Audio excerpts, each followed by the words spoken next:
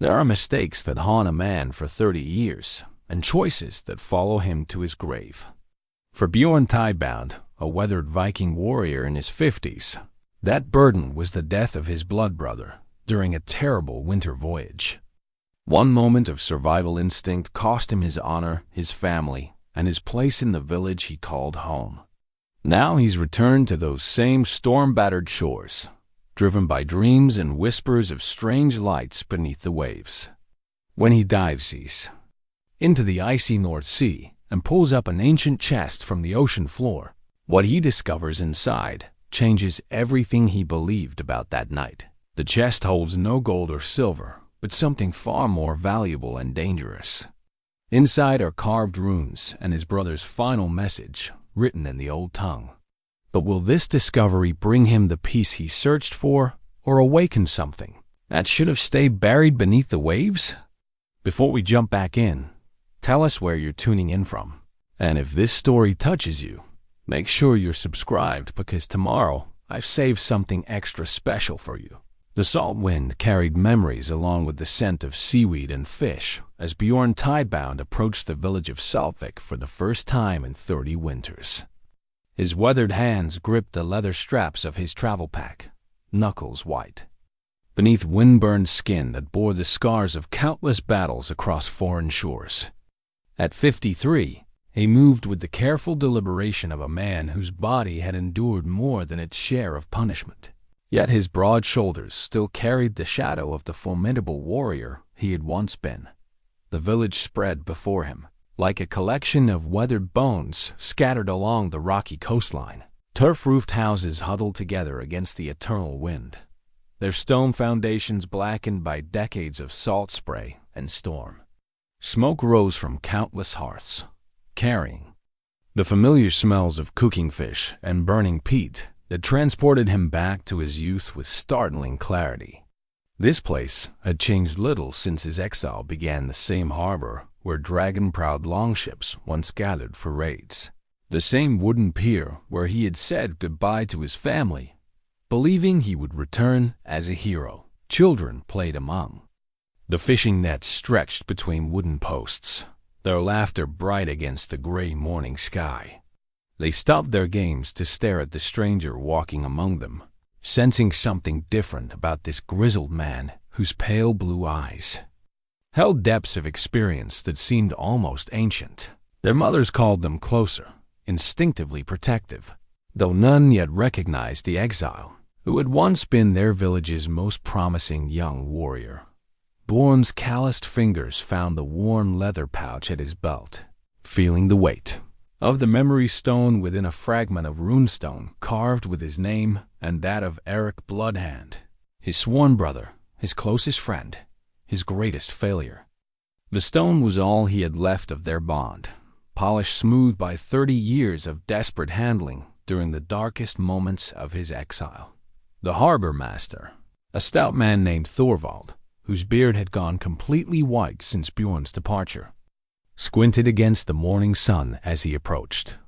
Recognition dawned slowly across his weathered features, followed by something that might have been fear or perhaps merely discomfort. "Bjorn Tide-Bound," Thorvald said, his voice carefully neutral. "We heard you might return someday." "Thorvald." Bjorn nodded respectfully. "I seek no trouble, only a place to live out my remaining years in peace." The harbor master studied him for a long moment, taking in the faded scars, the graying beard, the way this once proud warrior now carried himself with the humility of a man who had learned the true weight of consequences. "There's a fisherman's hut on the south ridge. Been empty since old Gunnar passed last winter. Magnus would need to approve it, but—" He paused, scratching his beard. "You've paid your price, haven't you?" Bjorn's throat tightened. "Every day. For 30 years. Word of his arrival spread through Saltvik like ripples across still water. By evening, most of the village knew that Bjorn Tide-Bound had returned. Some remembered him as the promising young warrior who had earned his sea name by reading the tides better than men twice his age. Others recalled only the shame that had driven him into exile, the return from that fateful winter voyage without his swarm brother, the whispered accusations, the way he had simply vanished one dawn without explanation or defense. The fisherman's hut set apart from the main village, perched on a rocky outcrop that offered a commanding view of the harbor and the endless expanse of the North Sea beyond. It was a simple structure of stone and timber, weathered but sound, with a single room large enough for a man who had learned to live with very little. Bjorn stood in the doorway as the sun set, painting the sky in shades of amber and deep red, and felt something he had not experienced in 3 decades, a tentative sense of coming home. He spent his first evening arranging his few possessions with the methodical care of a man who had learned to find meaning in small rituals. His father's battle-axe, Grief-Biter, he hung on wooden pegs above the cold hearth. The weapon that had once sung through enemy shields now bore the dull patina of years without purpose, its edge nicked and its handle worn smooth by hands that no longer swung it in anger. It seemed to watch him with the patient expectation of iron that remembered its purpose. The next morning brought the sound of footsteps on the rocky path to his door. Bjorn opened it to find a woman of perhaps 60 winters, her silver hair braided, with small bones and colored threads in the old style. Her eyes were the deep green of deep water, and they seemed to see more than they revealed. Astrid Runeredder, she introduced herself, though her reputation had preceded her arrival. The village wise woman, keeper of the old ways. I know who you are, Bjorn replied. Your fame has spread even to the lands across the western sea. She smiled, an expression that held both warmth and ancient sadness. And I know who you are, Bjorn Tide-Bound. I knew your father and your grandfather before him. I knew Eric Bloodhand as well. Her eyes studied his face with uncomfortable intensity. The sea has been restless these past months. The fish flee deeper waters, and the northern lights dance at strange hours. The young ones dismiss such things, but we who remember the old stories know that the world sometimes speaks to those who will listen. Bjorn's hand moved unconsciously to the memory stone at his belt. I came here to find peace, Astrid, nothing more. Peace, she repeated, as if tasting the word. Yes, I believe you did. But sometimes peace and purpose walk the same path, even when we cannot see where it leads. She turned to leave, then paused. Your hut overlooks the deep water where the old stories say the sea keeps its secrets. Interesting choice for a man seeking only peace. That afternoon, Magnus Einhand, the village jarl, arrived with 2 of his guards. Magnus had been a boy when Bjorn left Saltvik, but he had grown into a man of obvious strength and quick intelligence. His beard was the color of rust, and his hands bore the calluses of a leader who still worked alongside his people. He studied Bjorn with frank curiosity rather than hostility. Bjorn Tide-Bound, Magnus said. I've heard stories about you since I was a child. Some called you the finest tactical mind of your generation. Others said you were cursed by the gods. He paused. What do you say? I say I'm a man who made choices and lived with the consequences, Bjorn replied. Nothing more complicated than that. Magnus nodded slowly. Fair enough. You may stay, but understand that this village is under my protection. Any trouble there will be none, Bjorn assured him. I seek only to fish these waters and tend my own affairs. Good. Magnus turned to leave, then stopped. For what it's worth, I never believed the stories about cowardice. A coward doesn't carry his shame like a banner for 30 years. A coward runs from it.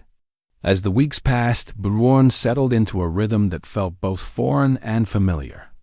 Each dawn found him checking his nets and lines, reading the sea with eyes that had learned its moods in childhood. The work was honest and simple, requiring only patience and the ability to read wind and current skills that had served him well as both warrior and exile. The village children, their initial wariness overcome by curiosity, began to gather near, the harbor when he returned with his catch. They asked careful questions about distant lands and the strange customs he had witnessed in his travels. Bjorn found himself enjoying these conversations more than he expected, sharing tales of markets in Byzantine cities and the way desert peoples navigated by stars alone.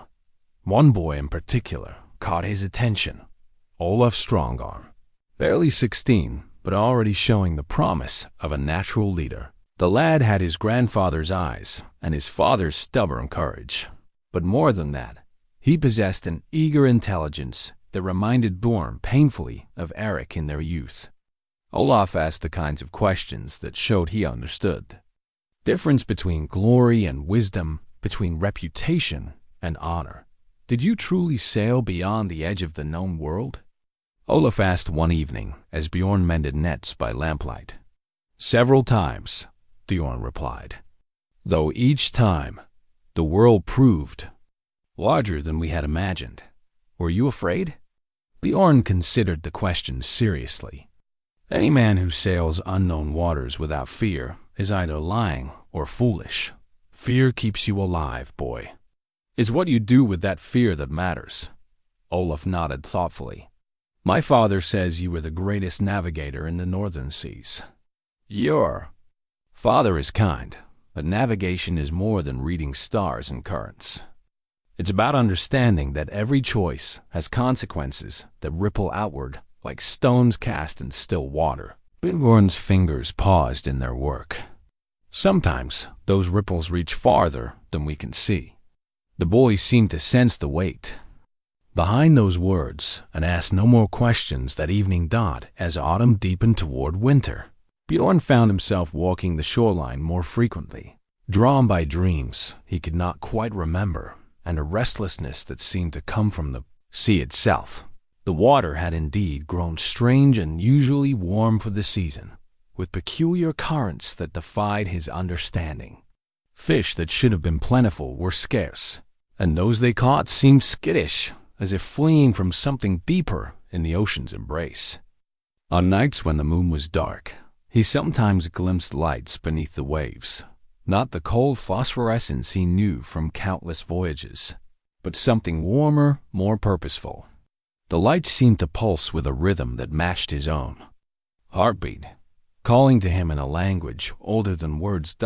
It was on such a night, when the aurora danced across the sky in patterns that defied season and reason, that Bjorn made the decision that would change everything. Standing on the rocky shore where he had played as a child, where he had first learned to read the sea's moods, he understood that his return to Saltvik had been guided by something deeper than mere longing for home. The memory stone grew warm in his palm as he gazed out at the restless waters. Somewhere beneath those waves lay the answer to 30 years of guilt, the key to understanding not just what had happened on that terrible winter voyage, but why it had happened at all. Tomorrow, he decided he would dive. The decision came to Bjorn like the dawn, slowly, then all at once, inevitable as the tide itself. He had spent 3 days wrestling with dreams that felt more like memories. Visions of Eric calling to him from beneath the waves, of lights that pulsed with the rhythm of a heart that had stopped beating 30 winters ago. Sleep brought no peace, only the persistent sense that something waited for him in the deep waters where his swarm brother had died. On the 4th morning, when frost painted the rocks silver and his breath formed clouds in the still air, Bjorn began his preparations. He had dived in treacherous waters before, in the warm seas near Byzantine shores and the ice-choked fjords of the far north. But this dive would be different. This was not about treasure or tactical advantage. This was about laying to rest the ghost that had haunted him across 2 continents and 30 years of exile. He selected his equipment with the methodical care of a man who understood that the sea forgave no mistakes. A coil of the strongest rope he could acquire, weighted with iron rings to ensure it would sink true. A curved knife, sharp enough to cut through kelp or rope should he become entangled. Strips of sealskin wrapped around his torso for warmth. and over them a tunic of wool so tightly woven it would shed water for precious minutes before the cold crept through. The tide charts he studied by lamplight showed him what he needed: a morning when the current would be slack, the water as clear as these northern seas ever became. He had marked the spot in his memory years ago, though he had never spoken of it to anyone. 37 paces north of the jagged rock that looked like a sleeping dragon, in water deep enough that a man might disappear forever if he miscalculated. Astrid appeared at his door as he was coiling the rope, her pale green eyes taking in his preparations without surprise. "The sea has been calling to you," she said. It was not a question. "Since the day I returned," Bjorn admitted. "Perhaps longer." She nodded slowly, her weathered hands tracing patterns in the air that might have been blessing or ward. The old stories speak of debts that span lifetimes, of bonds that death cannot sever. Be careful what you choose to bring to the surface, Bjorn Tide-Bound. Some things rest beneath the waves for good reason. "Eric was my brother," Bjorn said. "In blood, if not in birth. I failed him once. I will not fail him again." Astrid's eyes searched his face for a long moment. "Then may the gods watch over you both," she whispered, and pressed something small and warm into his palm, a piece of amber carved with runes so ancient he could not read them. "From my grandmother's grandmother, for protection in deep waters." The morning came gray and still, with a quality of light that seemed to hold its breath. Bjorn stood on the rocky shore as the village began to stir, checking his knots one final time. The rope was secured to a boulder that had weathered 1,000 storms, and he had calculated the length to give him exactly enough slack to reach the bottom in this spot, while leaving margin for error. Young Olaf appeared as Bjorn was adjusting the sealskin wrappings, the boy's face tight with concern and curiosity. "What are you doing?" Olaf asked, though the preparations made the answer obvious. "Something I should have done 30 years ago," Bjorn replied. He met the boy's eyes seriously. "If I do not return by midday, cut the rope and tell Magnus I chose this path freely." "Why?" The word came out as barely more than a whisper. Bjorn's hand found the memory stone at his belt, drawing comfort from its familiar weight. "Because some debts can only be paid in person." The water was shockingly cold, even through his preparations.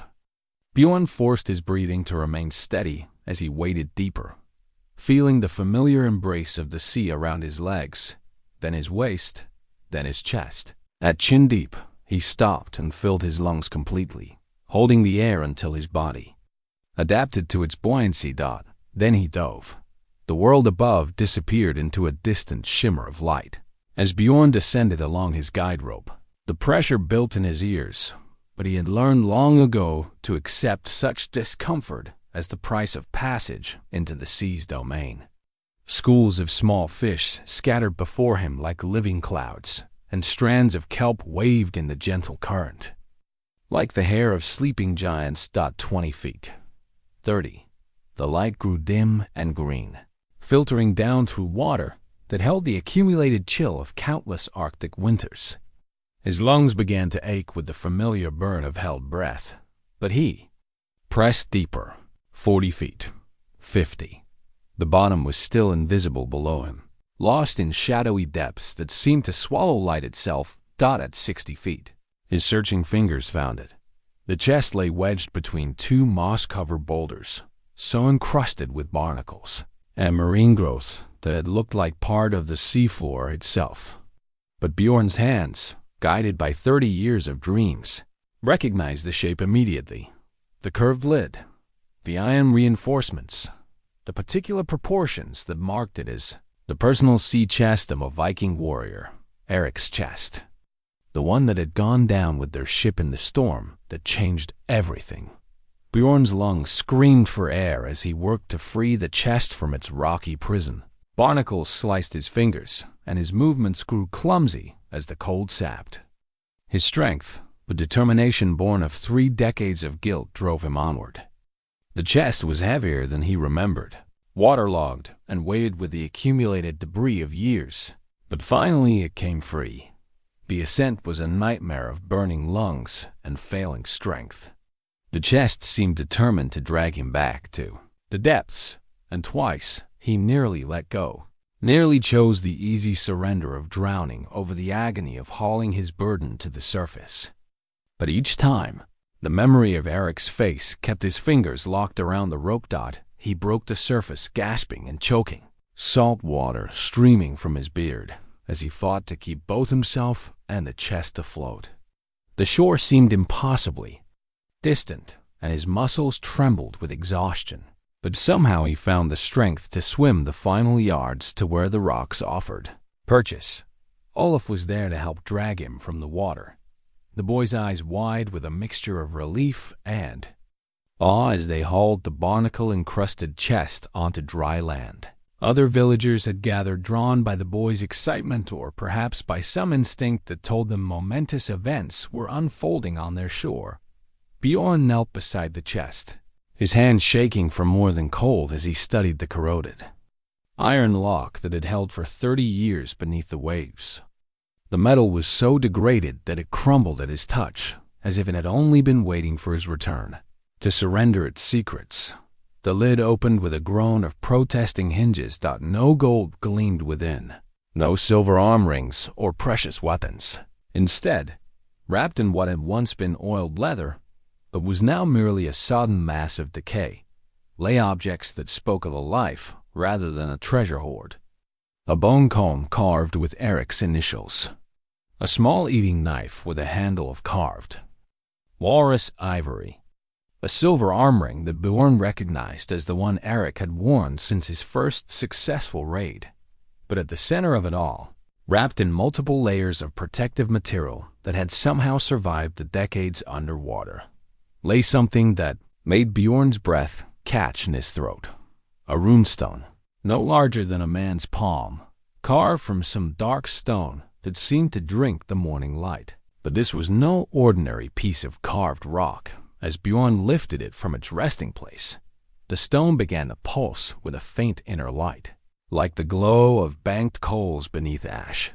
The runes carved into its surface were in the old script, the sacred writing that only the most learned could read. But even before he deciphered the words, Bjorn understood their meaning with a certainty that reached deeper than knowledge. Eric had carved this stone as he lay dying in the wreck of their ship. These were his final words, preserved by some power older than the Christian God or the Norse pantheon, a message that had waited 30 years for the right hands to bring it back to the light. And as the runestone's glow intensified, as the carved symbols seemed to shift and writhe with a life of their own, Bjorn felt the familiar presence of his sworn brother settling around him like an embrace. "Eric," he whispered, and the stone pulsed once in answer, bright enough that several of the watching villagers stepped back in alarm. Whatever secrets this stone contained, whatever message his brother had left for him, Bjorn knew with absolute certainty that his life and the life of everyone in Saltvik was about to change forever. The runestone sat on Bjorn's rough wooden table like a piece of captured starlight, its inner glow pulsing with a rhythm that seemed to match his heartbeat. For 2 days and nights, he had stared at the carved symbols, his knowledge of the old script rusty from decades of disuse. The runes seemed to shift in the lamplight, sometimes clear as fresh carving, other times wavering like words written in smoke. Magnus had posted guards around the hut, not to imprison Bjorn, but to keep the growing crowds of curious villagers at a respectful distance. Word of the glowing stone had spread through Saltvik like wildfire, bringing with it a mixture of wonder and unease that reminded everyone of the old stories their grandparents had whispered on winter nights. On the third morning, as dawn painted the eastern sky pale gold, the meaning of the runes finally came clear. "Brother of my heart." The first lines read, "If you hold this stone, then the gods have granted my final prayer that you lived when I could not. Know this truth. Your choice that night saved not just your life, but the lives of all who will come after. Bjorn's hands trembled as he traced the ancient symbols with one finger, feeling the slight warmth that emanated from the carved stone. Memories he had buried for 3 decades rose unbidden to the surface. The terrible storm that had driven their longship onto the hidden rocks, the grinding crack of splitting timbers, the icy water rushing in faster than they could bail it. Out. He and Eric had been trapped below deck when the ship broke apart, pinned by fallen beams and rising water. In those final moments, as the sea claimed their vessel, there had been only one rope leading to safety, one chance for survival. Bjorn had taken it, leaving Eric behind to die in the dark water, and that choice had defined every day of the 30 years since. But Eric's message spoke of something else entirely. The winter voyage was no accident. The runes continued. We were guided to those waters by powers older than memory, sent to find what sleeps beneath the waves.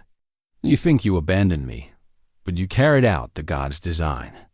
My death was the price demanded for the knowledge that must survive. Bjorn's throat tightened as he read on, the familiar weight of guilt beginning to shift into something more complex: confusion, hope, and a growing sense that the world was far stranger than he had imagined. In the deep places where the ice never melts, the ancient enemies stir. They have slept since the world was young, but their time of waking draws near. The runestone network was built to hold them back, but it has been forgotten, its guardians grown complacent. You must remember, brother. You must warn them. The script grew smaller and more hurried toward the bottom of the stone, as if Eric had been racing against time or against the rising water that would claim his life. Find Astrid Runereader. She knows more than she speaks. The other stones will guide you when the time comes. Trust in the light, brother, and know that I forgive what never needed forgiving. We sail together still, across seas no living man can chart. The final symbol was different from the others, not a rune at all, but a simple mark that Bjorn recognized from childhood. It was the sign they had carved into trees and stones as boys, a secret symbol meaning brothers always, that no one else had ever known. Bjorn sat back in his chair, his mind reeling with implications he could barely comprehend. An ancient enemy, stirring in the deep places. A network of runestones built for protection. Eric's death, not a senseless tragedy, but part of some cosmic design that stretched back to the very foundations of the world. A soft knock at his door interrupted his thoughts. Olaf stood on the threshold, his young face grave with concern. Astrid requests your presence, the boy said. She says it's time for answers. Bjorn wrapped the runestone carefully in a piece of soft leather, feeling its warmth pulse against his palm like a living heart.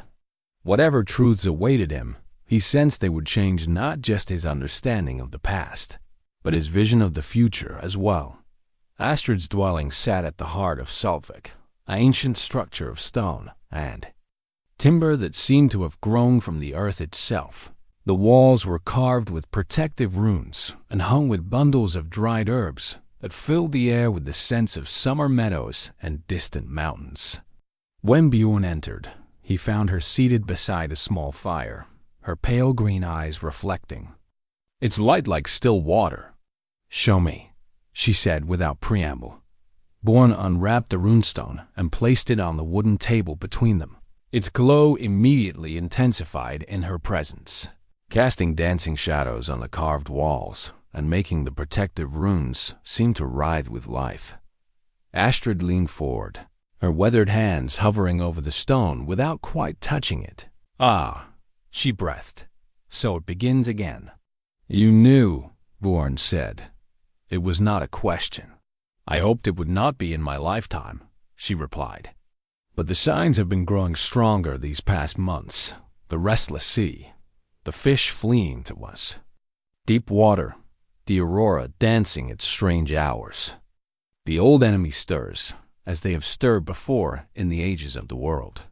She rose and moved to a wooden chest bound with iron and carved with runes even more ancient than those on Eric's stone. From within, She withdrew a collection of objects.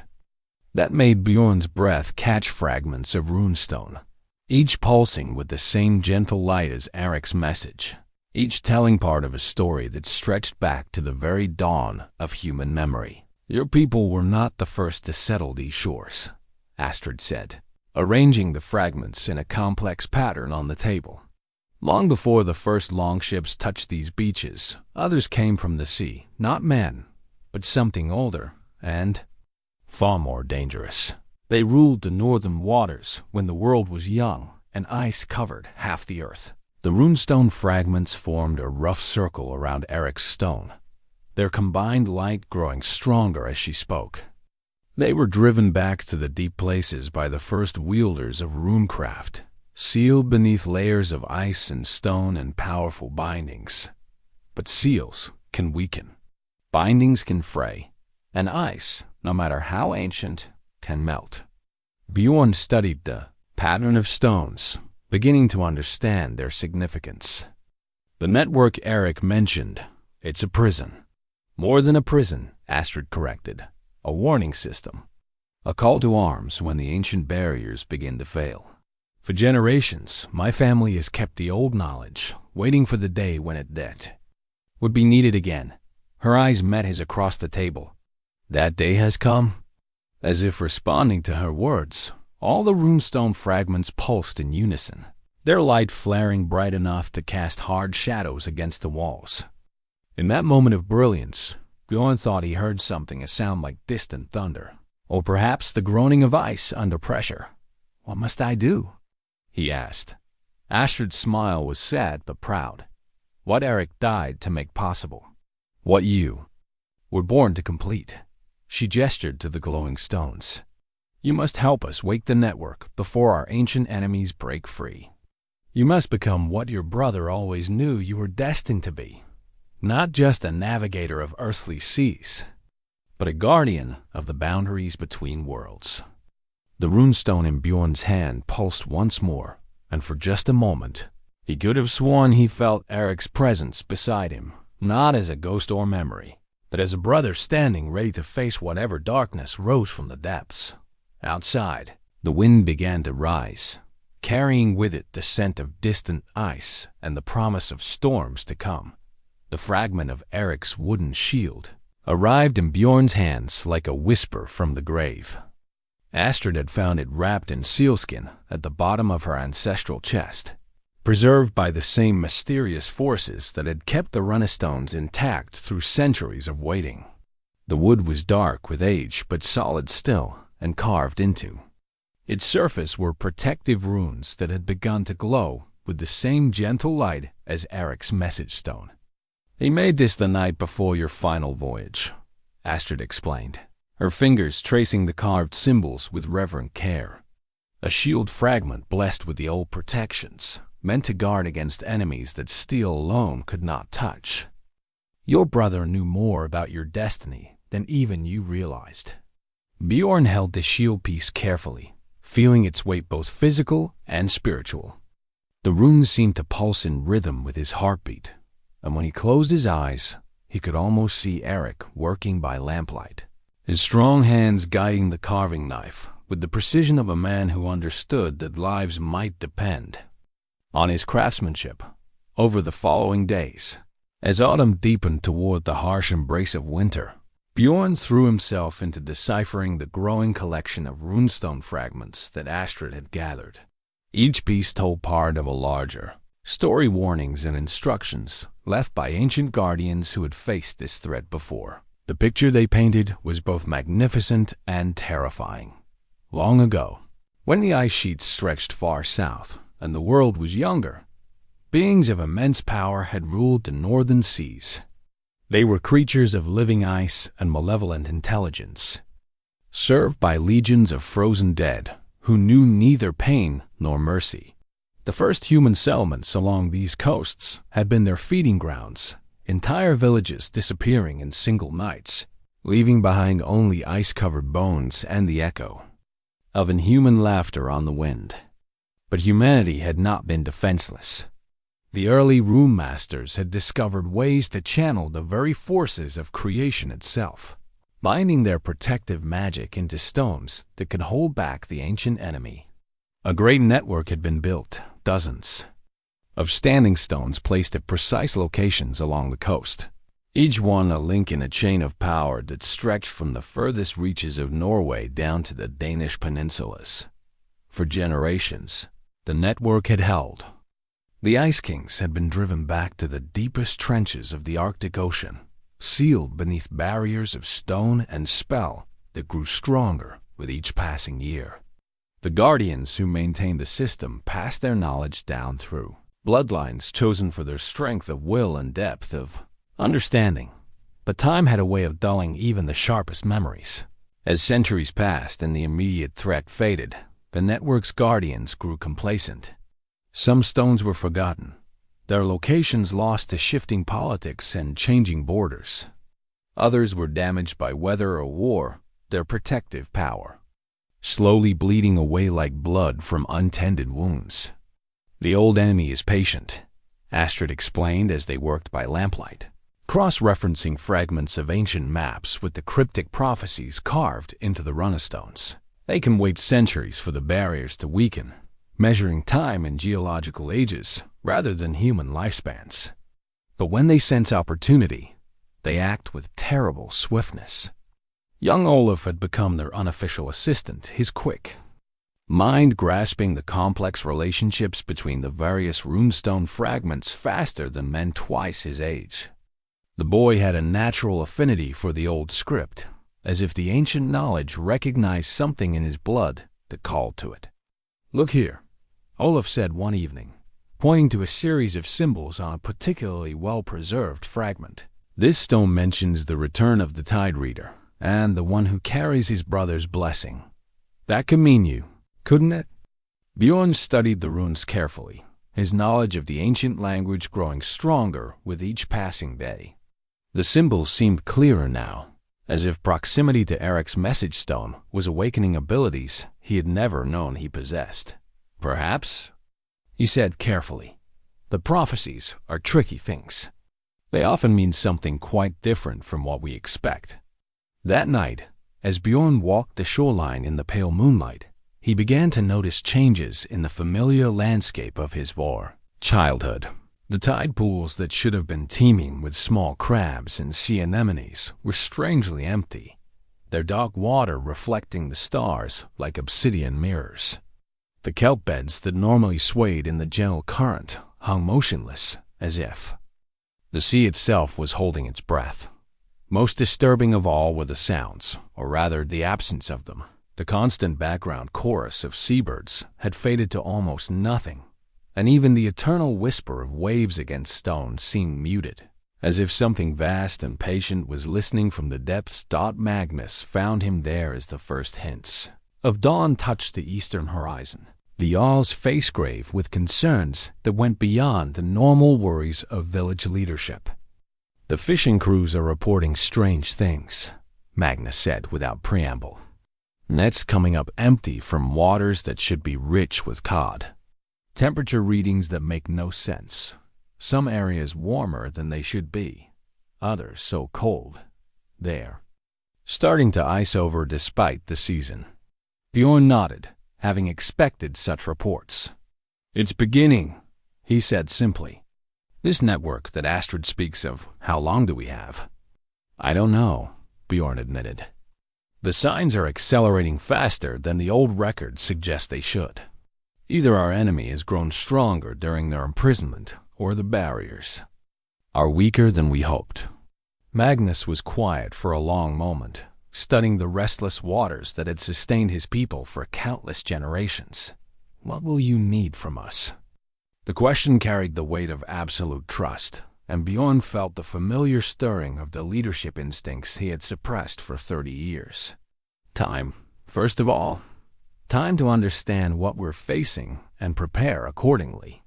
And cooperation. This threat extends far beyond Saltvik. We'll need to coordinate with other coastal settlements, find the remaining guardians if any still live. And if there are no other guardians, if we're the last?" Bjorn's hand found the shield fragment in his belt pouch, drawing strength from its warm presence. Then we become what we need to be. Eric didn't die so that I could live in comfortable exile. He died so that someone would be here when the time came to stand guard. As they walked back toward the village, the runestone fragments in Astrid's dwelling began to pulse with increasing frequency, their light visible through her windows, like a heartbeat made manifest. The network was awakening, reaching out across vast distances to touch its scattered components, and in the deep places where no sunlight had ever reached, ancient eyes opened in response to that light, filled with hunger and malevolent intelligence, and the patient hatred of beings who had waited far too long for their chance at revenge. The shield fragment grew warm against Bjorn's palm, its protective runes flaring to life as if sensing the attention of enemies beyond the edge of the world. Whatever was coming, it would arrive soon. The ancient map fragment that Astrid unwrapped from its oiled leather covering was unlike anything Bjorn had ever seen, drawn on parchment that seemed to shimmer with its own inner light.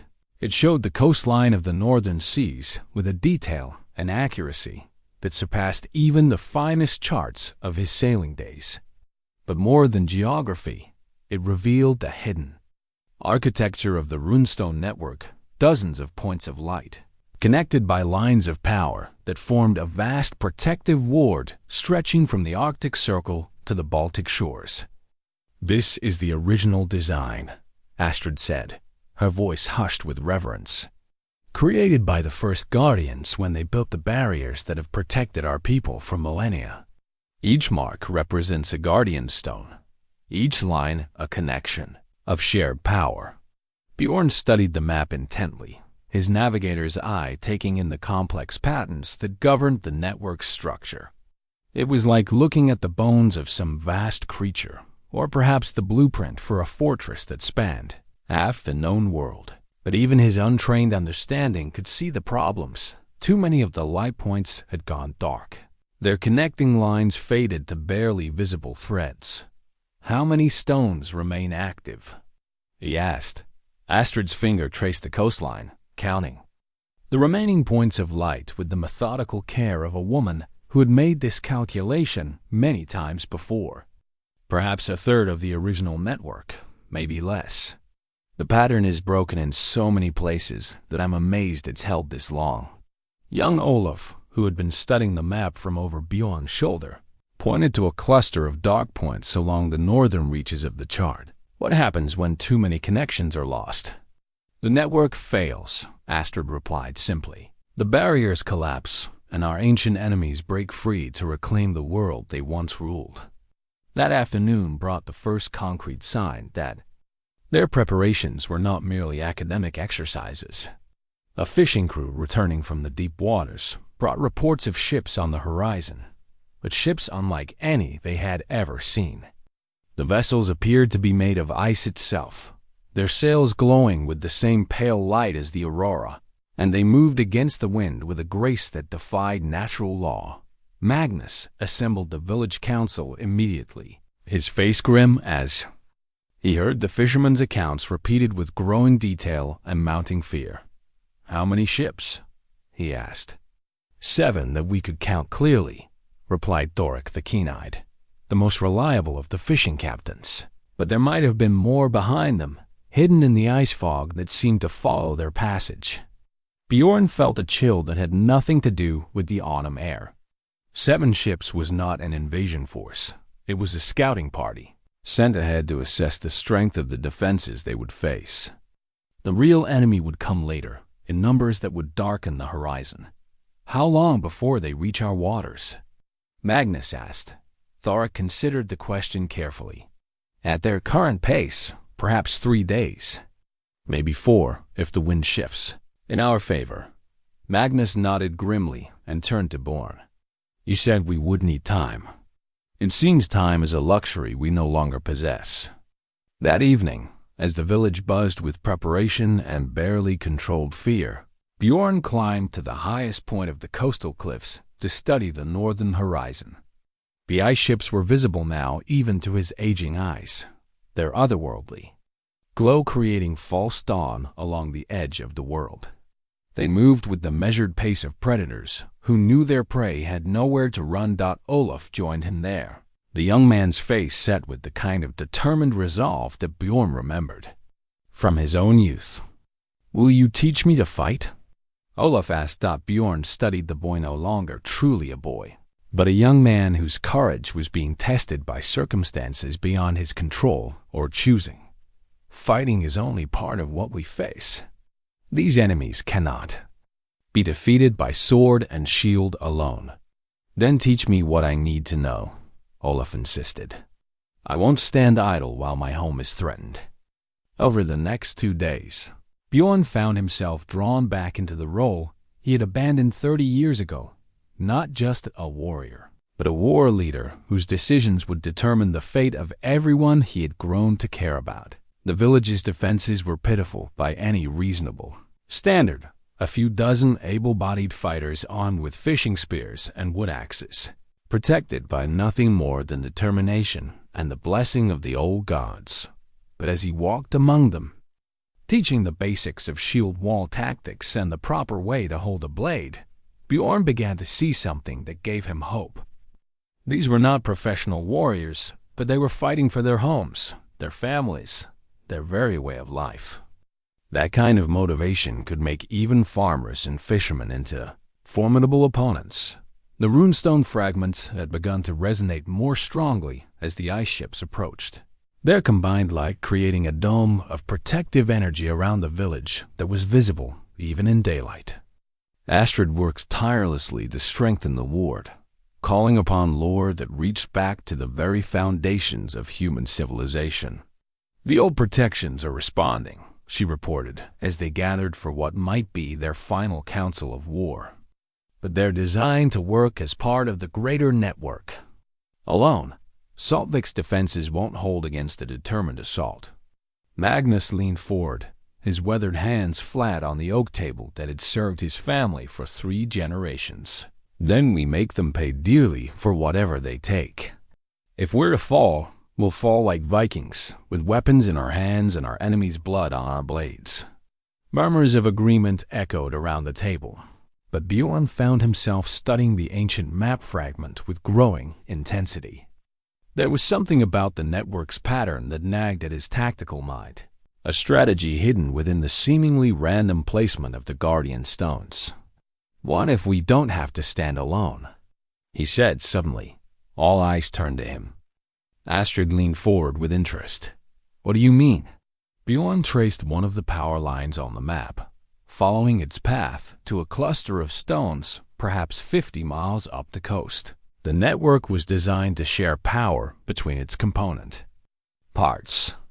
If we could somehow amplify our signal, reach out to the dormant stones, and wake them. "The network hasn't functioned as a whole for centuries," Astrid interrupted. "The knowledge of how to coordinate between distant stones was lost long ago." "But not all knowledge," Bjorn replied, his hand finding Eric's runestone in his belt pouch. "Your brother left us more than just a warning. He left us a key." As if responding to his words, the runestone began to pulse with renewed vigor, its light reaching out to touch the map fragment and causing the entire network pattern to flare into brilliant visibility. For just a moment, every stone in the ancient system blazed with power, even those that had been dark for generations.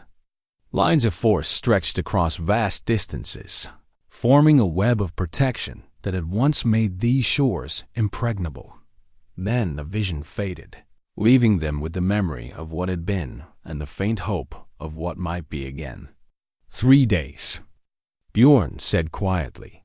"We have 3 days to wake the network, or Saltvik becomes the first to fall in a war that will consume every coastal settlement from here to the Mediterranean." Outside, the ice ships continued their relentless approach, bringing with them the cold breath of an enemy that had waited centuries for this moment of victory. The spirit compass came to Bjorn in a dream, though he understood upon waking that it had been far more than the wandering of a sleeping mind. In the vision, Eric stood before him as he had in life, tall and strong, his red beard braided with silver rings, his blue eyes holding the warmth that had made him beloved by everyone who knew him. "Brother," Eric said, his voice carrying the weight of 30 years and the wisdom of the grave, "the time has come for you to understand the full truth of what we face." He held out an object that seemed to shift between bronze and starlight, a compass that pointed not to magnetic north, but to something far more important. Its needle swung toward spiritual truth, toward the hidden connections that bound all things together in the great web of existence. "This will let us speak across the veil," Eric explained. "But more than that, it will guide you to what you need most, the knowledge to wake the sleeping stones and restore the network to its full power." When Bjorn woke, the compass lay beside him on his rough wooden table, as real and solid as the runestone fragments that surrounded it. Its bronze surface was warm to the touch and inscribed with symbols that seemed to write themselves as he watched. Messages from beyond the boundary of death. "The Ice King sails with the dawn tide." The first message read, "His name is Iskold, the Eternal, and he has ruled the frozen deeps since the world was young. He comes not just for conquest, but for revenge. The ancient wound of his first defeat has festered in the darkness, and now he seeks to make the land of the living pay for centuries of imprisonment." Bjorn traced the symbols with one finger, feeling the connection to his sworn brother grow stronger with each word. It was as if Eric stood beside him, sharing knowledge that only the dead could possess. The network can be restored, but the cost will be high. Each stone requires a guardian's life force to achieve full awakening, not death, but a willing surrender of mortality. Those who make this choice become eternal watchers, bound to the stones until the threat passes or the world itself ends. The implications hit Bjorn like a physical blow. Awakening enough stones to restore the network would require sacrifices from every remaining guardian bloodline, assuming any still lived. And even then, success would mean watching everyone they cared about grow old and die while they remained locked in an eternal vigil. But there is another way. Eric's message continued, as if sensing his brother's despair. "The Master Stone beneath Saltvik, if it can be fully awakened, it might be able to reach the entire network without requiring individual sacrifices. The price would be paid by one, rather than many." Bjorn felt his heart skip a beat. One sacrifice. To save hundreds of potential guardians, it was the kind of tactical trade he had always excelled at making. But this time, the life in question would be his own. "I see your thoughts, brother, and I honor your courage. But know this, the choice is not yours alone. The Master Stone will only accept an offering freely given, and the village must stand, with you in full knowledge of what is required." A soft knock interrupted Bjorn's communion with his brother's spirit. Astrid stood in the doorway, her pale green eyes taking in the compass with the same recognition she had shown for all the supernatural artifacts that had come to light. "He speaks to you now," she said. It was not a question. Bjorn nodded, not trusting his voice. "The compass is one of the great treasures of the guardian bloodlines," Astrid continued, settling herself in the chair across from him. "My grandmother spoke of it in the old stories, a bridge between the world of the living and the realm of the dead." "What has he told you?" Bjorn shared Eric's revelations about the Ice King and the true nature of the network's restoration. As he spoke, Astrid's expression grew increasingly grave, but also determined. "A Master Stone," she repeated thoughtfully. "Yes, the legends speak of such things, keystones that could coordinate entire sections of the network. If one truly lies beneath Saltvik, it would explain why this village was chosen as your exile's end." "How do we find it?" Bjorn asked. Before Astrid could answer, Olaf burst through the door, his young face flushed with excitement and terror. "Ships in the harbor," he gasped. "But not ice ships. These are real, made of wood and iron. A dozen of them, flying banners I don't recognize." Bjorn and Astrid exchanged glances. The compass needle swung wildly for a moment, then settled on a new heading pointing directly toward the harbor. Other guardians. Eric's voice whispered through the bronze device. The network calls to its own. They reached the harbor to find a sight that took Bjorn's breath away. The ships were indeed real, their weathered hulls and salt-stained sails speaking of long voyages across dangerous waters. But more remarkable were the crews that disembarked, men and women of various ages, all bearing the unmistakable aura of those who had lived with ancient knowledge. The leader of the group was a woman perhaps Astrid's age, her silver hair braided, with rune-stones in her eyes holding the deep wisdom of one who had communed with powers beyond mortal understanding. She approached Bjorn directly, as if guided by instinct or supernatural knowledge. "Bjorn Tide-Bound," she said, her voice carrying the accent of the far northern reaches. "I am Sigurd Stormspeaker of the Lofoten Islands. The network called to us 3 days ago, a pulse of awakening power that we have not felt in our lifetimes." "How many?" Bjorn asked, his tactical mind already working. 47 guardians from 12 different settlements," Sigurd replied. "All that remain of the old bloodlines, as far as we can determine.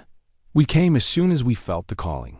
As the guardians gathered in Magnus's great hall, sharing knowledge and resources that have been scattered across the northern seas for centuries, Bjorn felt something he had not experienced since his youth, the sense of being part of something larger than himself, something worth dying for.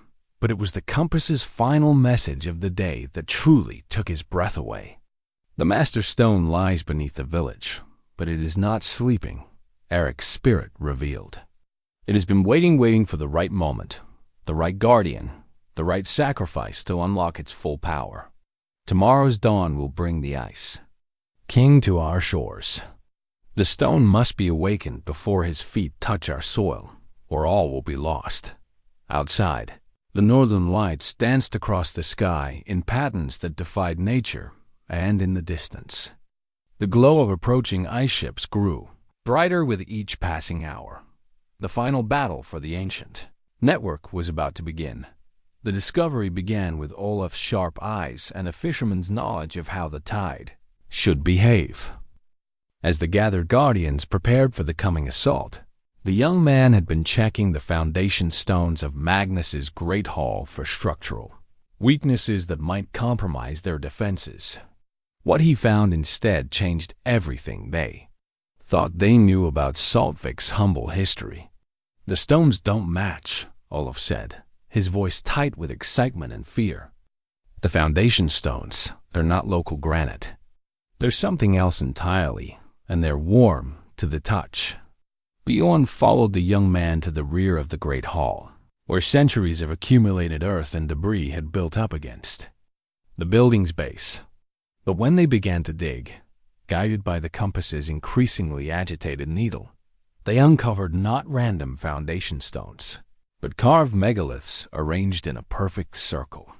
"Astrid," Bjorn called, his voice carrying an urgency that brought the wise woman running. When she saw what they had uncovered, her face went pale. "By the old gods," she whispered, "it's been here all along. We've been living above it for generations without knowing." The master runestone was not a single carved rock, but an entire chamber carved from living bedrock. As they cleared away centuries of concealing earth, they revealed a structure that defied comprehension, a circular room perhaps 30 feet across, its walls covered in runic inscriptions that seemed to shift and flow in the lamplight. At the center stood a pillar of black stone that reached from floor to ceiling, its surface polished to a mirror finish and inscribed with symbols that hurt the eyes to look upon directly. But it was Astrid's revelation that truly shattered their understanding of what they faced. "I am not just a wise woman," she said, her voice carrying the weight of a secret carried for decades. "I am the last keeper of the Guardian Council, descended from the original architects of the network. My family has watched over this place for 30 generations. waiting for the day when the Master Stone would be needed again. She moved to a section of the chamber wall that looked no different from the rest, but when she placed her palm against specific rooms, a hidden panel slid away to reveal a collection of artifacts that made even the spirit compass seem crude. By comparison, ancient weapons that gleamed with their own light, armor inscribed with protective wards, and most importantly, a collection of scrolls that contained the complete history of the network and the enemies it was built to contain. "The blood sacrifice I spoke of," Astrid continued, her eyes meeting Bjorn's across the chamber, "is not what you think. The Master Stone does not require death. It requires transformation. The guardian who awakens it becomes something more than human, a living conduit for the network's power. But the price is that they can never again walk among ordinary mortals. They become eternal, bound to this place until the threat is ended." Bjorn felt the compass grow warm in his palm, Eric's spirit providing confirmation of truths that were almost too vast to comprehend. "She speaks truth, brother. But there is more, something that even she does not fully understand. The Ice King we face is not just another ancient enemy. He is the brother of the one who built the network, twisted by centuries of imprisonment into something monstrous. The original war was not between humans and ice demons, but between two brothers who chose different paths. The revelation hit Bjorn like a physical blow. The network had not been built to protect humanity from alien invaders, but to contain a member of the same cosmic family that had created the very defenses they now relied upon. "Iskold the Eternal," he said aloud. "He's not just an enemy, he's the brother of whoever built this system." Astrid nodded slowly. "Yngvi the Wise, according to the oldest records. The one who chose to side with emerging humanity rather than maintaining the dominion of the old powers. The network was built not just as a defense, but as a prison for his own brother." The scrolls contained the full story, written in the flowing script of beings whose understanding of time and space dwarfed human comprehension. Long ago, when the earth was young and ice covered most of its surface, two brothers had ruled the northern realms with absolute power. Yngvi had seen the potential in the small bands of humans who scraped out a living in the harsh landscape, recognizing in them a spark of creativity and growth that their own immortal kind had lost. Iskold had seen only useful slaves and eventual food sources. The war between them had raged for centuries, reshaping continents and causing the great ice sheets to advance and retreat in patterns that became the stuff of geological legend.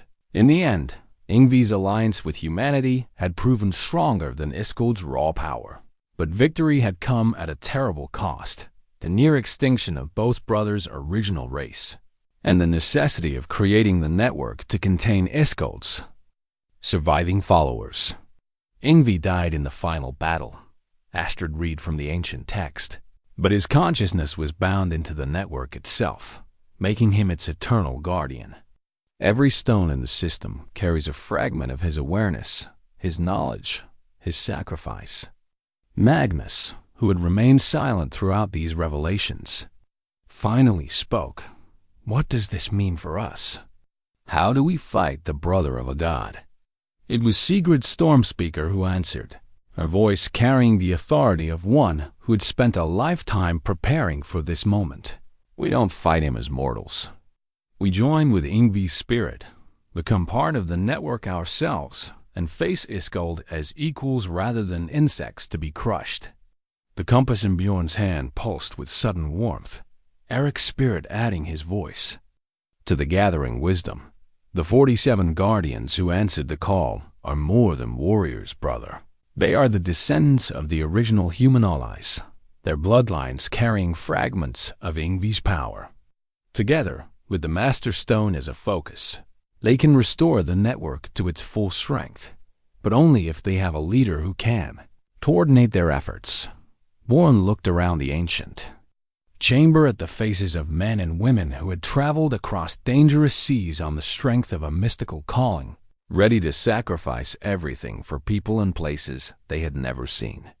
The weight of leadership settled on his shoulders once again, but this time it felt different, not a burden imposed by circumstance, but a destiny freely chosen. "The transformation Astrid spoke of," he said. "How long do we have before it becomes permanent?" "Once the network is fully awakened, the Guardian leader has until the threat is ended," she replied. "If Iskul can be defeated or contained again, the binding can be voluntarily released. But if the battle is prolonged," she spread her hands helplessly, "the human soul can only sustain that level of power for so long before it changes beyond recognition." Outside, the sound of ice grinding against stone announced the arrival of the first scout ships in Soltvik's harbor. Through the chamber's narrow windows, they could see the otherworldly glow that preceded Iskal's main force, still hours away but approaching with the inevitability of a tide. "Then we have our answer," Bjorn said, moving to the central pillar. 47 guardians, 1 master stone, and perhaps enough time to restore what was broken centuries ago. As he placed his palm against the black stone surface, every room in the chamber flared to brilliant life. Power flowed through him like lightning, connecting him to the network's vast web of protective energy. For a moment, he could see the entire system as Yngvi had designed it, hundreds of standing stones stretched across the northern world, each one a node in a living constellation of Defenstad and approaching from the dark waters beyond the edge of the world. He could sense the cold malevolence of Iskul, the Eternal, bringing with him the accumulated hatred of 1,000 years of imprisonment. The final battle was about to begin, but for the first time since Eric's death, Bjorn felt truly ready to face whatever came.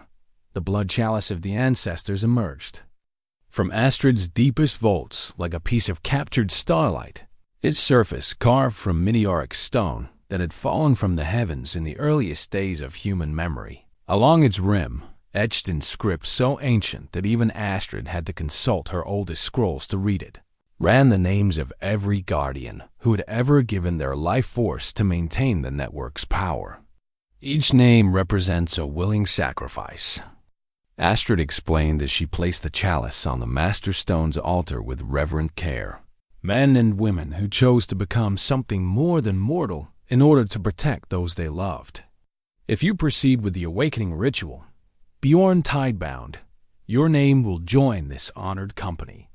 Bjorn traced the carved symbols with one finger, feeling the weight of history pressing down upon him like the depths of the sea. Some of the names were familiar from the old saga's legendary heroes whose deeds had passed into myth. Others were completely unknown, simple people who had made extraordinary choices when the moment demanded it. The 47 guardians had arranged themselves in a circle around the chamber's perimeter, each one seated in meditation before one of the carved wall sections.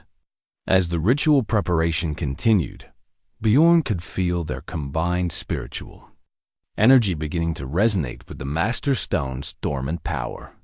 The very air seemed to thicken with potential, like the moment before lightning strikes. Above them, the sounds of desperate preparation echoed through the village as Magnus organized the final defenses. Every able-bodied person in Soltvik was involved, now men and women who had lived quiet lives as fishers and farmers, suddenly thrust into a conflict that would determine the fate of their entire world. Young Olaf descended into the chamber as the sun reached its zenith, his face grave with the weight of a message that would change everything. "The Ice King has sent his herald," he reported. "A creature of living frost that speaks with a voice like grinding glaciers. It demands the village's surrender and the release of all binding spells that hold back what it calls the rightful rulers of the world." Bjorn felt the compass pulse with urgent energy, Eric's spirit communicating across the veil between life and death. Iskuld grows impatient. The message read, "Centuries of imprisonment have weakened his restraint. He expects easy victory and will be enraged by any show of resistance. Use that anger against him. Brother, make him careless." What did Magnus tell this herald? Bjorn asked. Olaf's grin was fierce and proud. He told it that Saltvik has faced storms, raiders, and famines for 1,000 years, and we've never surrendered to any of them. He said that if the Ice King wants our village, he's welcome to try taking it. The response was immediate and terrible. Through the chamber's narrow windows, they could see the temperature beginning to drop with unnatural speed. Frost formed on stone that had been warm moments before, and the very air began to sparkle with ice crystals that defied the season. He's bringing his realm with him, Astrid observed, her breath now visible in the rapidly cooling air. The boundary between the mortal world and the frozen deeps is collapsing. Bjorn moved to the central altar where the blood chalice waited. The ritual of awakening was complex, requiring not just his life force, but the coordinated spiritual energy of all 47 guardians. If even one link in the chain failed, the entire network would remain dormant, leaving them to face Iskald's power with nothing but mortal weapons and courage. Are you certain about this path? Sigrid's storm speaker asked, her weathered face reflecting decades of hard-won wisdom. Once begun, the transformation cannot be undone until either victory or death releases you.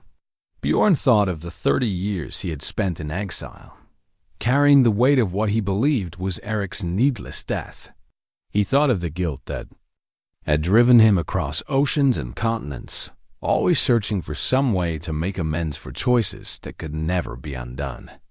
And he thought of the simple fishing village above them, full of people who had shown him kindness despite his shameful past. I'm certain, he said simply. The ritual began with the lighting of 7 sacred fires, each one representing one of the original guardian bloodlines that had helped Yngvi build the network.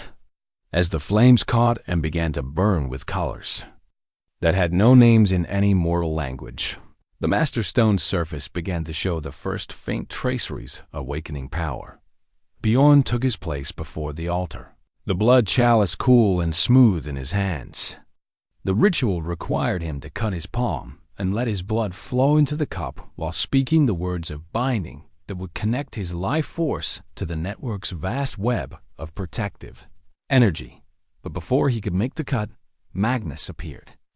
At the chamber's entrance, his face grim with news that could not wait. Ships, he said simply. More than we can count, stretching from horizon to horizon. The Ice King brings his entire army. Through the mystical connection of the partially awakened stone, Bjorn could sense the approaching fleet's true scope. Hundreds of vessels carved from glacial ice, each one carrying warriors who had died centuries ago and been preserved in the eternal cold of the deep trenches.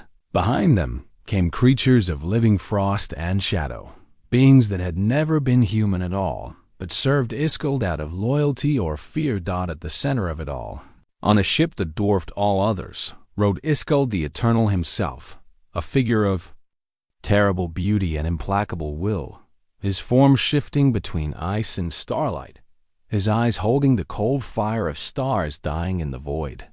How long do we have? Bjorn asked. Magnus consulted the water clock that had been set up to track the approaching fleet. Perhaps 2 hours before the first ships reach our harbor. Less if this unnatural wind continues to favor them. 2 hours to complete a ritual. That traditionally took the better part of a day. 2 hours to awaken a network that had taken Yngvi decades to construct. 2 hours to prepare for a battle that would determine whether humanity continued to exist as a free people, or became slaves to powers that viewed them as nothing more than amusing pets. Bjorn drew the ritual knife across his palm, feeling the sharp sting of the cut and the warm flow of blood that followed. As the first drops fell into the chalice, the Master Stone erupted in brilliant light, sending pulses of awakening energy racing along the network's ancient pathways. All around the chamber, the 47 guardians began to chant in harmony, their voices blending into something that was more than music, sound that resonated with the very foundations of the world itself. One by one, their individual life forces joined with Bjorn's, creating a web of shared consciousness that stretched across the northern seas. Through that connection, Bjorn could suddenly see everything, every standing stone in the network, every guardian bloodline, every point where the ancient defenses had been weakened or broken. But more than that, he could feel Yngvi's presence awakening within the system, the consciousness of the network's builder stirring after centuries of slumber. Welcome, worthy successor. Yngvi's voice echoed in Bjorn's mind, carrying the weight of eons and the wisdom of one who had sacrificed everything for the protection of others. The network remembers its purpose. The stones remember their strength. But the choice of how to use that power remains yours alone. The transformation was beginning now, Bjorn's mortal consciousness expanding to encompass perspectives and knowledge that no single human mind was meant to contain. He could feel his body changing, becoming something that was more than flesh and bone, a living conduit for energies that could reshape reality itself. Through the network's eyes, he watched Iskel's fleet draw closer to Saltvik's shores. The Ice King stood at the prow of his flagship, his form magnificent and terrible, his face set with the cold determination of one who had waited far too long for this moment of triumph. But as the network's power flowed through him, as the spirits of countless guardians lent their strength to his purpose, Bjorn felt something that had been absent from his life for 30 years. Not just hope, but absolute certainty that he was exactly where he needed to be, doing exactly what he was meant to do. The guilt that had driven him into exile was gone, replaced by a clarity of purpose that burned like a star. Eric's death had not been meaningless. It had been the first movement in a symphony that was only now reaching its crescendo. Above them, the first ice ships entered Saltvik's harbor, their hulls grinding against stone with the sound of glaciers calving into the sea. The final battle was about to begin, but Bjorn no longer faced it as a guilt-ridden exile seeking redemption. He faced it as the guardian of a network built by gods, wielding power that could hold back the darkness itself. Surrounded by allies whose courage matched his own and guided by the wisdom of his brother's spirit, let Iskel the Eternal come. The network was ready for him. The transformation of Griefbiter began the moment Iskel the Eternal set foot on Saltvik's shore. Bjorn's father's ancient war axe, hanging forgotten on the wall of his humble hut, suddenly blazed with the same light that pulsed through the network's stones. The rust and neglect of decades fell away like shed skin, revealing the weapon's true nature, not just iron and wood, but steel that had been blessed by Yngvi himself in the earliest days of the Great War. Through the network's expanded awareness, Bjorn felt the Ice King's presence like a wound in the fabric of reality. Iskold was beautiful in the way that avalanches and killing frosts were beautiful, terrible, perfect, and absolutely merciless. His army spread across Saltvik's beaches like a plague of winter given form, ice warriors that moved with deadly grace and frost wraiths that howled with the voices of every soul they had claimed. But it was the supernatural blizzard that announced Iskold's true power. In moments, the temperature plummeted from autumn warmth to Arctic cold, and snow began to fall so thick and fast that visibility dropped to mere yards. The very air became a weapon, each breath a struggle against ice crystals that formed in lungs and throats. Bjorn emerged from the master stone chamber transformed, though still recognizably himself. The network's power flowed through him like liquid starlight, and Griefbiter sang in his hands with harmonics that reached beyond human hearing. He was no longer just a man with an axe. He was humanity's champion, armed with weapons that could wound the immortal and protected by armor woven from the very fabric of creation. The first wave of ice warriors met him on the rocky slope above the harbor, and the battle that followed defied every law of natural combat. These were not living enemies that could be felled by steel alone, but constructs of malevolent will and elemental cold, each one that fell shattered like glass, only to reform moments later from the flying snow and bitter wind. But Griefbiter's blade, now glowing with the network's power, could do more than cut it could unmake. Each swing severed not just frozen flesh, but the mystical bonds that held these creatures together. Ice warriors struck by the blessed steel dissolved into harmless slush, their animating spirits banished back to the void from which they came. Behind him, the villagers of Saltvik fought with desperate courage, their simple weapons enhanced by the same power that flowed through the Guardian network.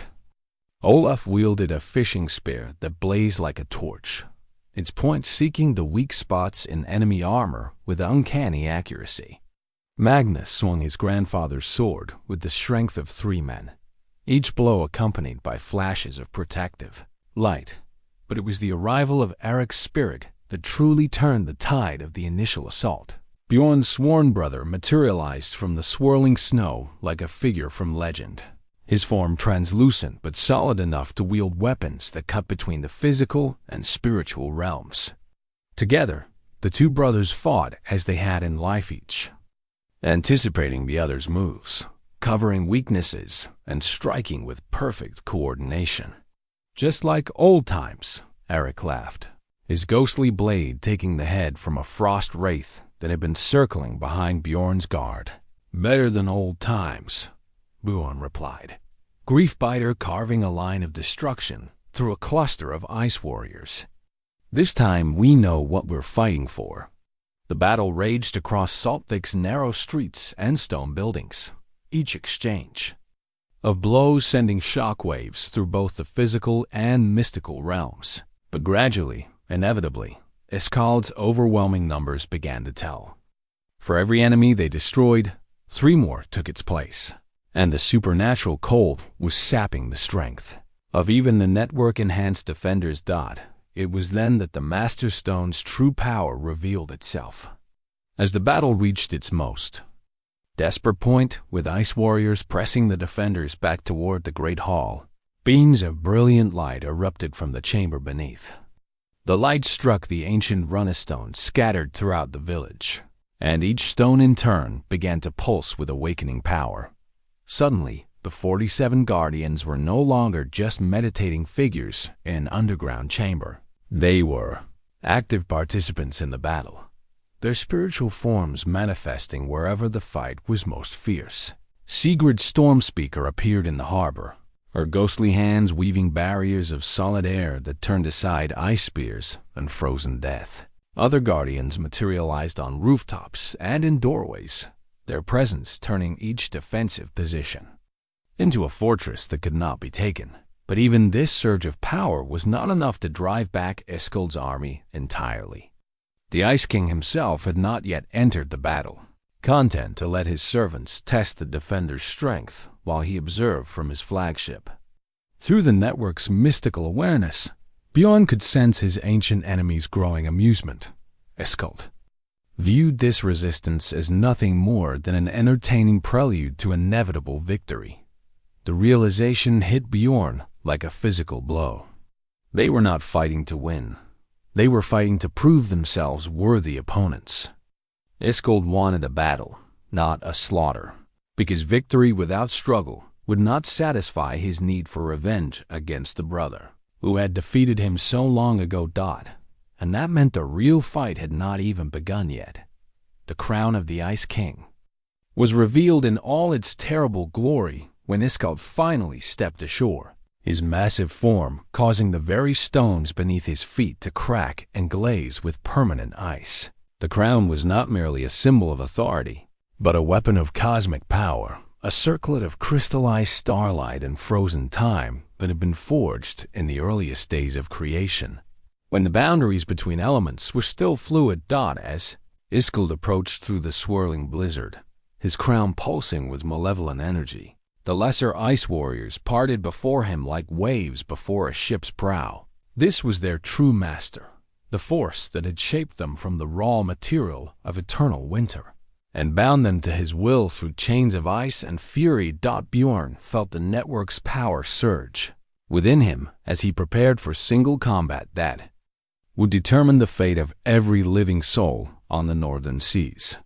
Through the mystical connection, he could sense Yngvi's consciousness rising to full awareness, the original builder of the network preparing to face his brother one final time. So, Iskald's voice carried across the battlefield like the grinding of glaciers, beautiful and terrible in its perfect clarity. The insects have found themselves a champion. How delightfully predictable. He stood nearly 8 feet tall, his form shifting between solid ice and flowing energy, his eyes like stars dying in the void. The crown upon his brow cast shadows that seemed to reach into other dimensions, and where his feet touched the ground, flowers of frost bloomed in impossible patterns. "I know you, little guardian," Iskald continued, his attention focusing on Bjorn with the weight of geological ages. "I see my brother's touch upon you, feel his power flowing through your mortal frame. Did he tell you the full price of wielding such forces? Did he explain what happens to human consciousness when it tries to contain the infinite? Through Eric's spirit compass, Bjorn felt his brother's presence drawing closer, preparing to stand beside him in this ultimate confrontation. But it was Yngvi's ancient voice that answered through the network's connection. Face him, champion. Show him that humanity has grown beyond his understanding, that the courage he dismissed as worthless has become strength worthy of respect. The battle began not with sword and axe, but with a clash of wills that sent shockwaves rippling through both the physical and spiritual realms. Iskald struck first, his crown blazing with power as he sought to freeze Bjorn's blood in his veins and shatter his bones with cold beyond description. But the network's protection held. And grief-biters. Blessed steel met the Ice King's crystalline blade in a shower of sparks that illuminated the supernatural storm. Each exchange of blows sent tremors through the earth itself. And where their weapons met, reality briefly fractured into prismatic fragments before reforming. Eric's spirit joined the battle then, his ghostly form solidifying as he drew upon the same network power that sustained Bjorn. Together, the sworn brothers pressed their attack, their coordinated movements forcing Iskald to give ground for the first time in millennia. "Impossible," the Ice King snarled, his beautiful features twisting with rage and disbelief.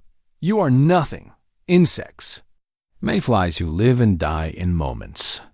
But as the battle continued, as Bjorn and Eric fought with the desperate courage of those who knew they faced not just death, but the extinction of everything they held dear, something unprecedented began to happen. The crown's power, which had sustained Iskald through centuries of imprisonment, began to flicker. Through the network's expanded awareness, Bjorn suddenly understood the truth that even Yngvi had not fully grasped. The crown was not just a weapon, it was a prison. Iskald's immortality, his vast power, his very identity had been bound into the crystalline circlet so completely that he could not exist without it. To destroy the crown would not just defeat him, it would free him from the curse of eternal rage that had consumed him for so long. "Now you see," Yngvi's voice whispered through the connection. "My brother was not always a monster. The crown made him what he became, binding him to hatred and vengeance until he forgot everything else he had once been." The realization changed everything about how Bjorn approached the combat. Instead of seeking to destroy his enemy, he began to fight with the precision of a surgeon, using Griefbiter's blessed steel to cut not at Iskald's form, but at the mystical bonds that connected him to the crown's malevolent influence. Each strike weakened those connections, and with each weakening, glimpses of Iskald's original nature began to show through the Ice King's terrible facade. For just moments, Bjorn could see not a cosmic monster, but a being who had once stood beside Yngvi in defense of creation itself, who had chosen the wrong path when faced with an impossible choice. The final blow came not from Bjorn's axe, but from Eric's spirit blade, guided by love rather than hatred. The ghostly weapon passed through Iskald's defenses as if they were mist, touching the crown's central crystal with power drawn not from the network's vast energies, but from the simple human capacity for forgiveness. The crown shattered like glass, its fragments dissolving into light that rose toward the storm-torn sky like freed souls ascending to whatever lay beyond the boundaries of mortal understanding. And Iskald the Eternal, released at last from the prison of his own rage, collapsed to his knees in the snow, his terrible beauty fading into something far more precious, the quiet dignity of a being who had finally found peace. The memorial stone that rose from Saltvik's highest hill was unlike any runestone carved by mortal hands. Bjorn Tide-Bound's sacrifice had transformed him into something more than human, and the stone that commemorated his choice pulsed with the gentle light of the network itself, serving as both monument and active guardian of the ancient protections. 3 months had passed since the battle that broke Iskald's army and freed the Ice King from his crown's malevolent influence. The supernatural winter had lifted as suddenly as it had arrived, leaving behind a landscape that seemed somehow cleaner, as if the very air had been purged of centuries of accumulated malice. Olaf stood before the memorial stone in the pale light of dawn, his breath forming small clouds in the crisp autumn air. At 17, he had grown into the role of Saltvik's new guardian in training, his natural leadership abilities enhanced by exposure to the network's power. But it was the weight of responsibility that had truly matured him, the understanding that he now carried forward knowledge and duties that reached back to the very foundations of civilization. "He's still here, you know," Astrid said, approaching the stone with the careful steps of a woman whose age was finally beginning to tell. "Not gone, just changed. The network's guardians never truly leave us. They become part of the protection itself." As if responding to her words, the memorial stone pulsed once with warm light, and for just a moment, Olaf could have sworn he saw Bjorn's familiar silhouette standing beside it, a figure of quiet strength watching over the village he had died to protect. The battle's aftermath had brought changes that rippled far beyond Saltvik's borders. The 47 guardians had returned to their scattered settlements, carrying news of the network's restoration and instructions for maintaining the ancient protections. No longer would the knowledge be concentrated in a few isolated bloodlines. It would be shared, taught, preserved against future need. Magnus had proven himself a leader worthy of the trust placed in him, coordinating the village's recovery with the same steady determination that had seen them through the crisis. The great hall bore new decorations, now shields and banners gifted by grateful settlements along the coast, each one acknowledging Saltvik's role in preserving their freedom. But it was the changes in the people themselves that Astrid found most remarkable. The crisis had stripped away petty concerns and revealed the strength that had always existed within the community.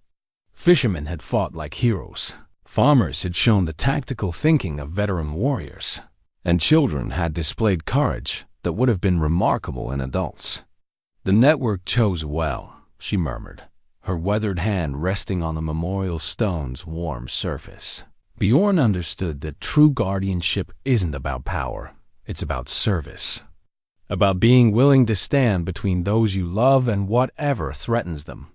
Young voices carried on the morning wind as the village children made their way to the harbor for the day's lessons. Their play had changed since the battle, incorporating elements of the old stories that were no longer mere legends but living history. They spoke of ice kings and guardian networks with the casual familiarity of those who had seen such things with their own eyes. Eric's spirit had found peace as well, his 30-year vigil finally complete. The compass no longer pulsed with messages from beyond the veil. Its bronze surface was simply that of an old navigational instrument, though it remained warm to the touch and was treasured as one of Saltvik's most sacred relics. The most surprising development had been Iskald's fate. Freed from his crown's influence, the former Ice King had revealed himself to be not the monster of legend, but a being ancient beyond human comprehension. yet capable of change and growth. He had departed the mortal realm voluntarily, seeking reconciliation with forces and purposes that existed beyond the boundaries of human understanding. But before leaving, he had granted the restored network a gift that would last for generations: his own knowledge of the deep places and ancient threats, woven into the protective spells that guarded the northern seas. Never again would the Guardians face the unknown without understanding what they fought against. The memorial stone's inscription was carved in both the old script and modern runes, ensuring that future generations would understand the price that had been paid for their freedom. Here stands the memory of Bjorn Tide-Bound, who sailed from shame into honor, who chose brotherhood over safety, who became eternal so that others might live free. The network remembers. The sea remembers. The courage of one becomes the shield of many. As the sun climbed higher, villagers began to gather around the memorial for the morning blessing, a new tradition that acknowledged the network's protection while honoring those who had made it possible. Magnus spoke the ritual words with the reverence of one who had witnessed miracles firsthand. Astrid remained after the others had dispersed, her pale green eyes studying the patterns of light that played across the stone surface. Through her connection to the old knowledge, she could sense the network's vast web of protection stretching across the northern seas, each node pulsing with gentle strength. The ancient enemy was contained once more, but she knew that vigilance must never falter. Other threats would arise in time. They always did. The network would need new guardians, new protectors willing to make the same choice that Bjorn had made when the moment demanded it. But that was a concern for future generations.